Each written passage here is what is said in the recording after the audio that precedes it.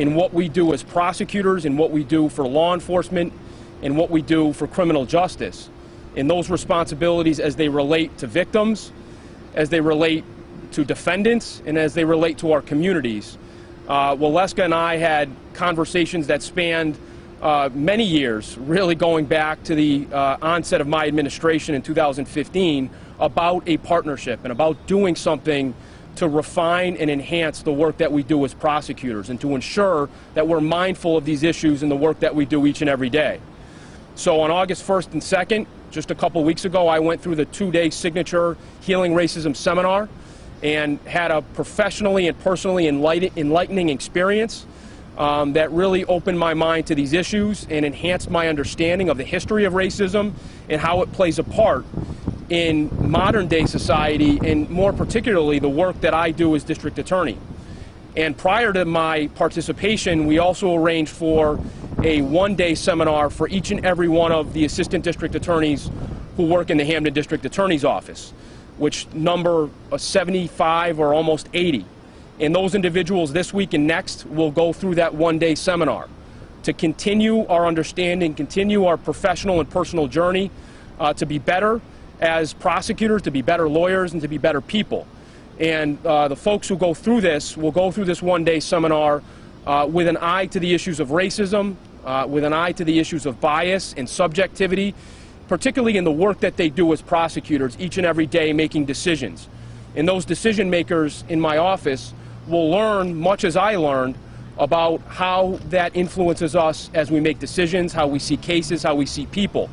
And the understanding, the fundamental understanding that I think Waleska will talk about is through all our experience as human beings, we all form biases, we all form a certain subjectivity. It's important that we understand that and talk about it, and in so doing we can better address it in the way in which we do our work as professionals, in the way in which we live our lives as people. So I'm really proud of this partnership. It's groundbreaking and unique. It's the first of its kind to my knowledge to have a prosecuting agency such as the Hampden District Attorney's Office go through a comprehensive, significant training of this kind, dealing with the issues of bias and prejudice. I can tell you that the experience I had going through the 2-day seminar was eye-opening, enlightening, interesting, and I will carry that experience in the relationships and some of the things that I learned with me as I go forward as district attorney, and I'm encouraged and excited that the prosecutors in my office will have a similar experience, and we're going to share that personal development and professional development as we go forward as an office. So thank you very much for being here. I am really proud now to introduce my good friend and colleague from the Healing Racism Institute of Pioneer Valley, and Waleska Lugo de Jesus is going to talk to you about the history and our partnership with the Healing Racism Institute of Pioneer Valley. So Waleska.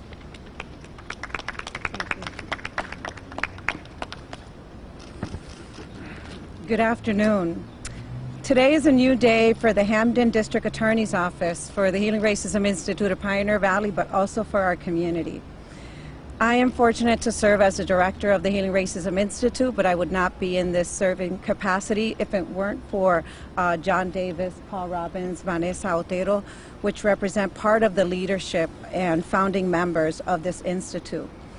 The Healing Racism Institute of Pioneer Valley has a commitment to racial equity, and we live in a global society, and all of us are affected by racism.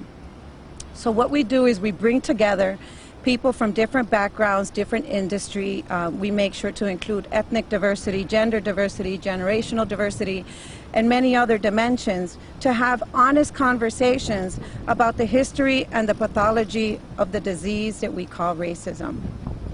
This results in interorganizational capacity, creating alliances that otherwise wouldn't exist. So Paul shared the history about how we started. And what I want to share is that since we started, the Healing Racism Institute is now involved in partnering in over 17 sectors of the community with over 200 organizations. And we now can proudly say that we have over 800 we call Healing Racism alumni statewide. District Attorney Gulluni and I started meeting years ago, and the conversation has grown since. into identifying different diversity, equity, and inclusion goals for the Hampden District. So how can we be innovative in interrupting some of these systemic inequities was one of the questions that he was asking. And my statement to him, which he alluded to earlier, is I said, we all carry biases, I carry biases, but what do we do when it surfaces? And I think that that sparked an interest in continuing this journey and this partnership so that we can help bring this into the prosecutors and into the office. So the Hampden County is fortunate to have a district attorney that is looking to answer these questions. And the Healing Racism Institute will work and serve as a center partner to the DA's office in providing these experiences centered on candid conversations about race and helping develop strategies to achieve equity. We want to help equip the prosecutors with the tools to find their roles and understand their part in avoiding biases or prejudgment in or out of the courtroom in a non-accusatory form. So many organizations, in my experience, have good intentions to be diverse, to be inclusive, but don't have a practice of carrying out their vision. So the Healing Racism Institute holds spaces where people can see themselves as part of a movement to take action. Our theory of change and community impact was to change hearts, as John liked to say. Instead, we are changing communities, we're changing work environments, and people are motivated to look inside their influences and to create inclusive spaces everywhere they go. So that's the innovation. Creativity, courage to disentangle the racial inequities that exist.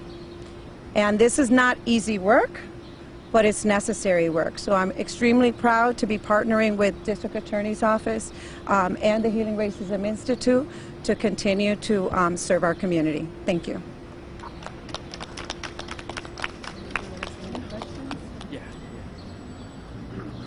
Thank you, Waleska. I want to thank again folks from the Healing Racism Institute, Paul Robbins, Vanessa Otero, of course Waleska again, and Mr. John Davis, who are all a significant part of Healing Racism and really a significant part of this new partnership with my office. I'm happy to take any questions, and I'm sure Waleska is as well.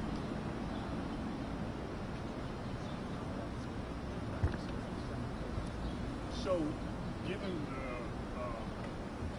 the history of racial biases in the justice system in America, how big a deal is this for your office? Speak, I'm sorry, Paul, just repeat that last part. I said, given the history of racism in the criminal justice system in this country, how big a deal is it for your office to be involved in this? Yeah, I mean that's a bit of maybe a question that requires a bit of a longer answer. I think there's historical issues in the criminal justice system. I think you look in certain jurisdictions in the country, it's hard to sort of paint every jurisdiction across the country with the same brush. But I think it's important that we engage in a conversation, Paul, about what we know to be certain predispositions that all people possess. This is not, any sort of admission that things exist now in my office or any other office that I'm aware of that involve racism that's actively a part of criminal justice. It's really like what Waleska said, it's having that conversation, having the courage to have that conversation, and there's nothing wrong with that. There's nothing to be shy about or embarrassed about to talk about bias and prejudice, because it exists and we know that, and it's healthy and we think constructive to have that conversation to improve ourselves and be aware of that as we move forward as an office. So I think it's a refinement for our office. It's improving ourselves professionally, and it's not an admission that anyone in my office or I have had any racist intent or there's any racist aspect to the way the criminal justice system is working. It's having the conversation to get better.